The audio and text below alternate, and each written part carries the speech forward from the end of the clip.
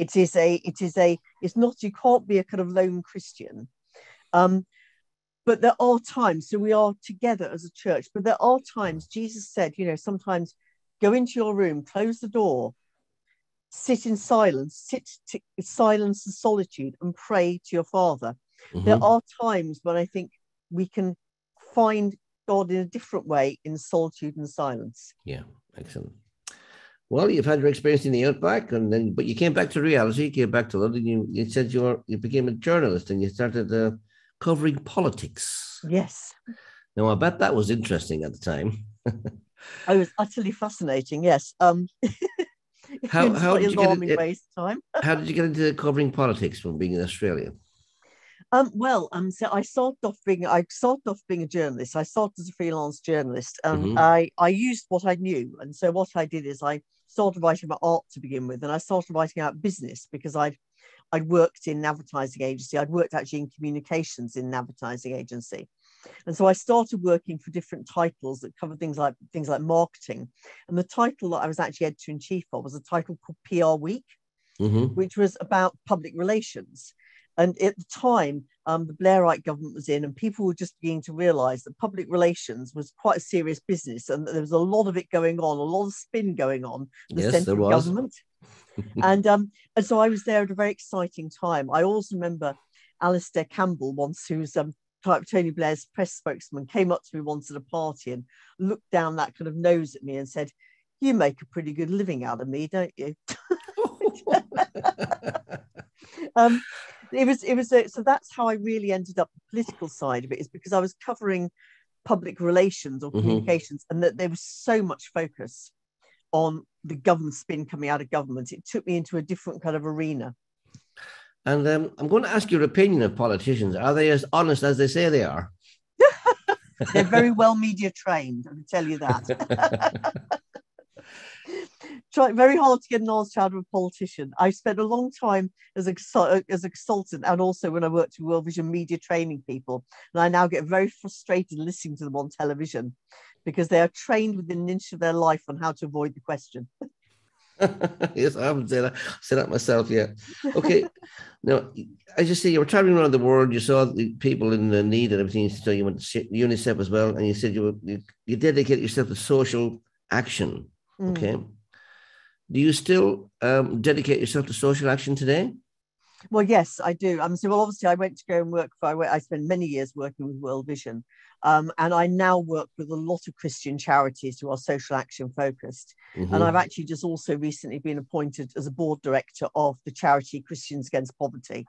We're focusing very much on how helping people in the UK we're suffering real poverty in the UK here now, and a lot of people going into debt as a result of the cost of living crisis. So having spent a lot of my life focusing on helping to alleviate international poverty and advocating to try and make systemic change around the causes, I now feel called to really sort of take that experience and look at how that can be applied in the UK.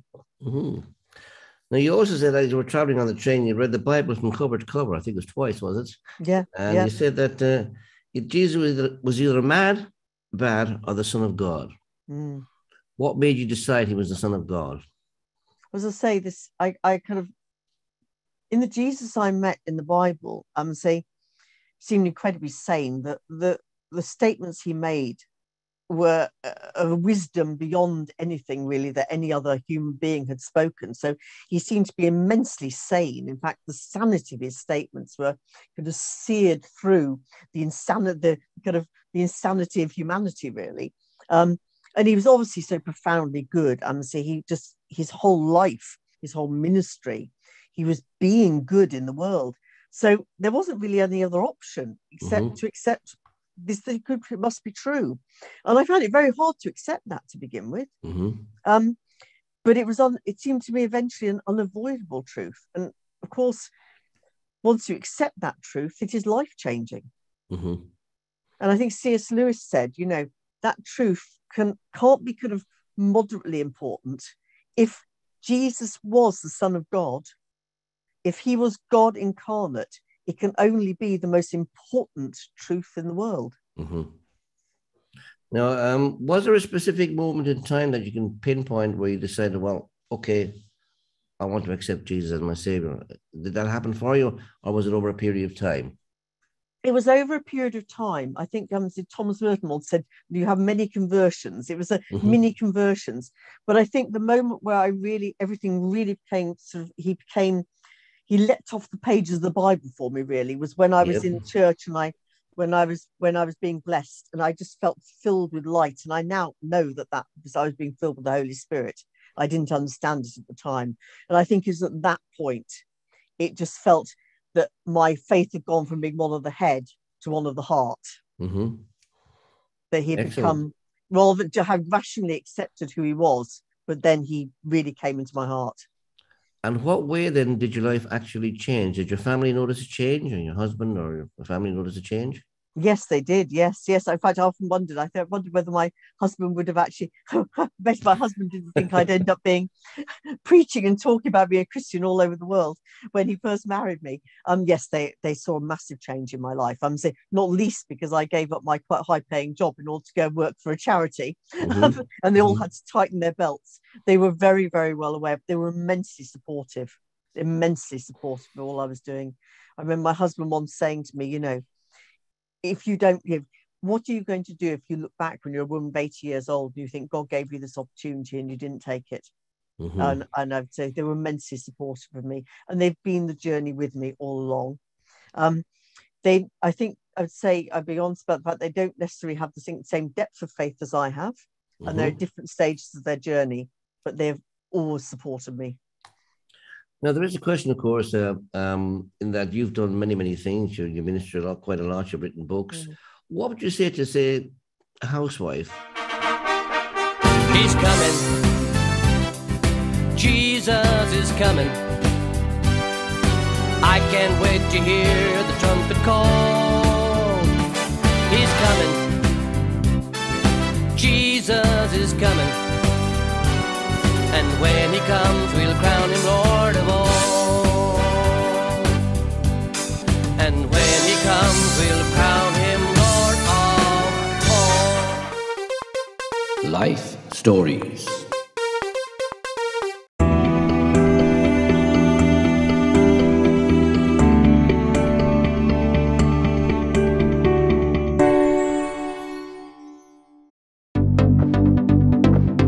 Life Stories Worldwide is brought to you every Monday night at 8 p.m. UK time. We broadcast live on Facebook, Zoom and YouTube. So why not join us every Monday night at 8 p.m. UK time? Who's at home all the time and doesn't do the things that you do and still has faith in God? How would you compare the two?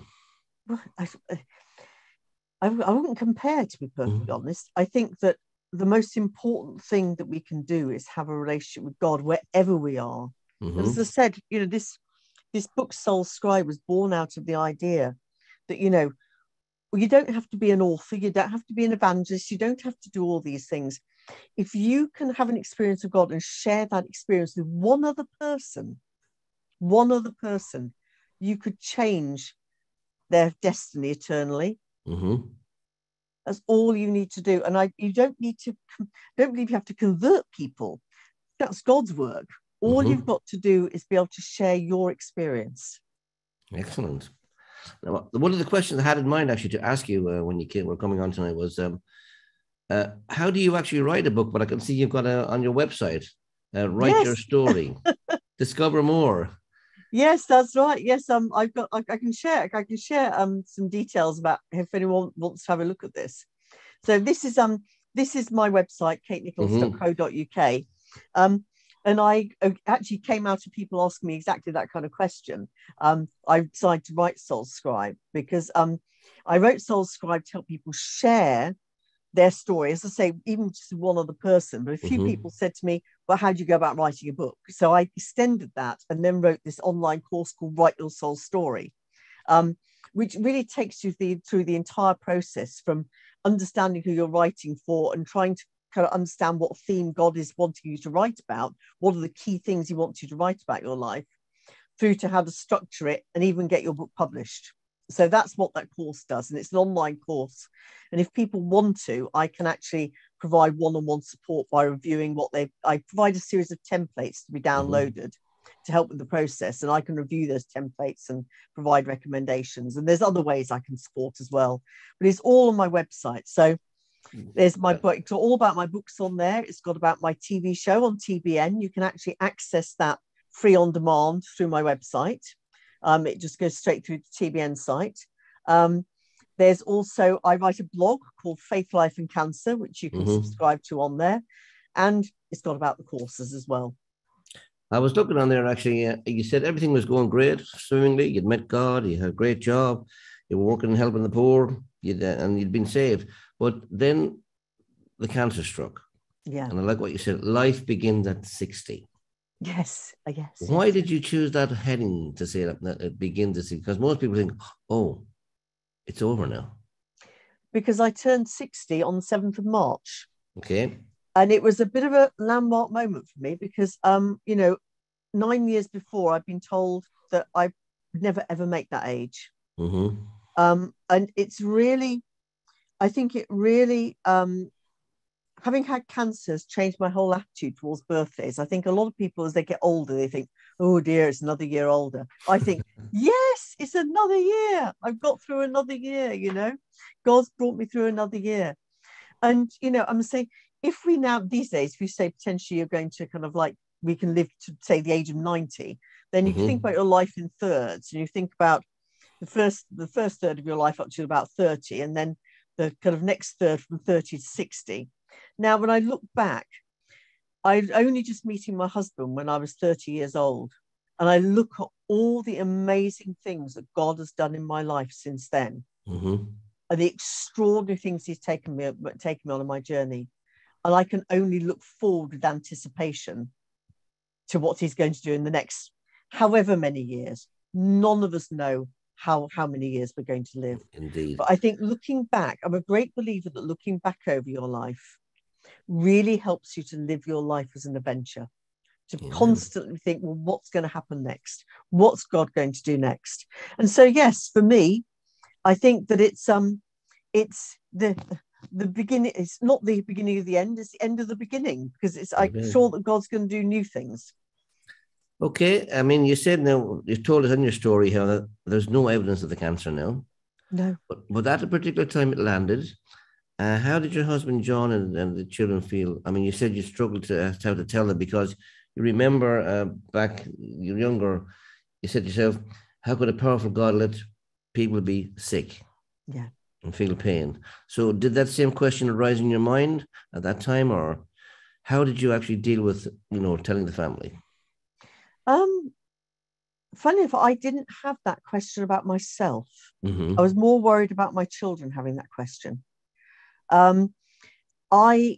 It was very tough telling them. So I took advice from, I say Macmillan are absolutely brilliant. They gave me advice on how to tell the family, tell about the practicalities of cancer.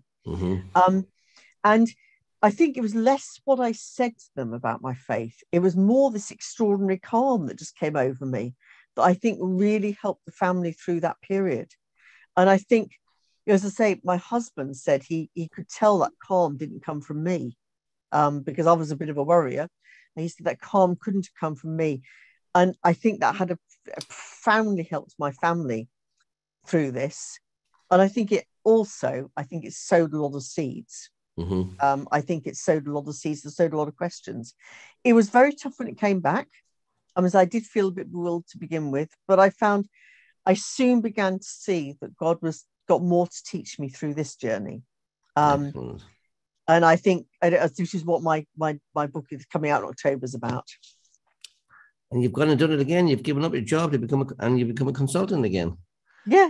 Another new journey. So life certainly begins at 60. Yes. So apart from the book coming out, how do you see your future?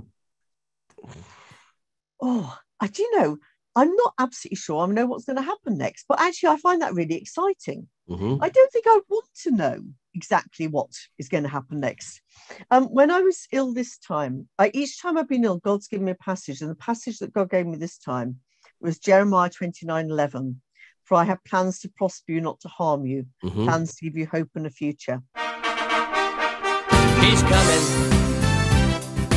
Jesus is Life Stories.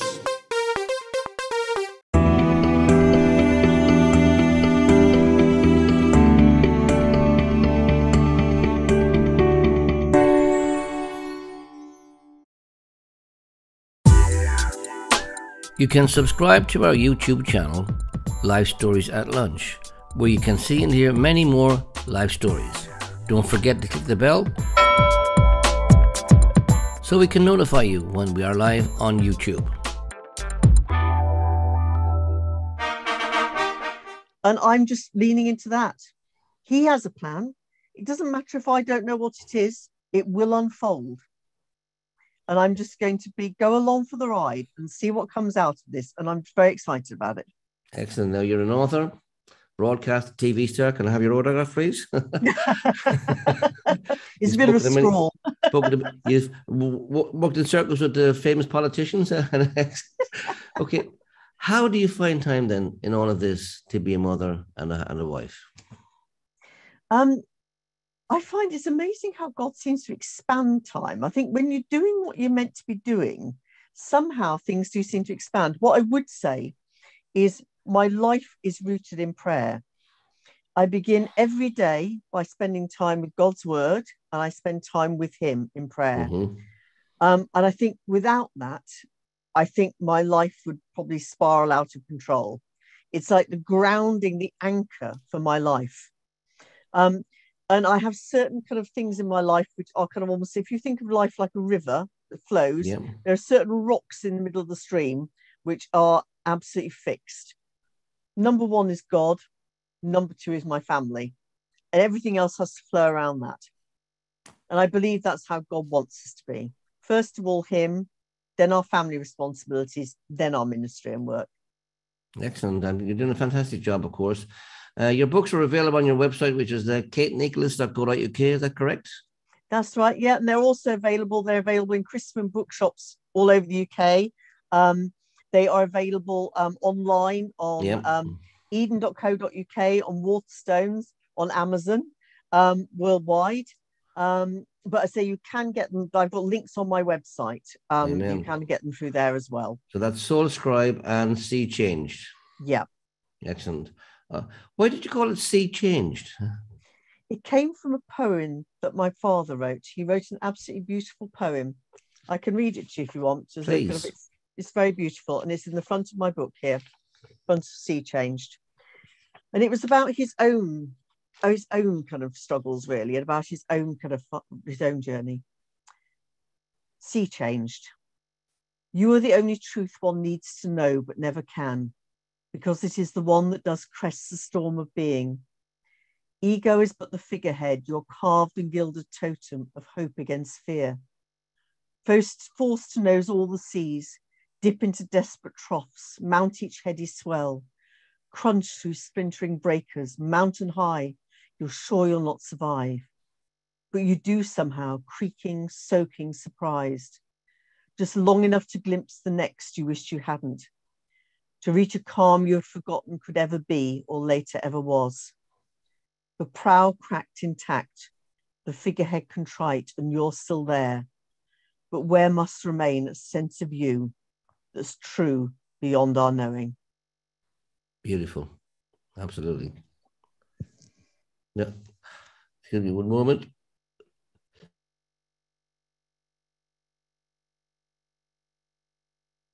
Excuse me. Bless you. Okay. Had a bad cough all weekend. Oh, bless you. Now, there of all the guests that come on here, there's one question I always ask all the guests, and that question is, you've made many decisions in your life, some good, some bad, but of all those decisions, which was the best decision you ever made?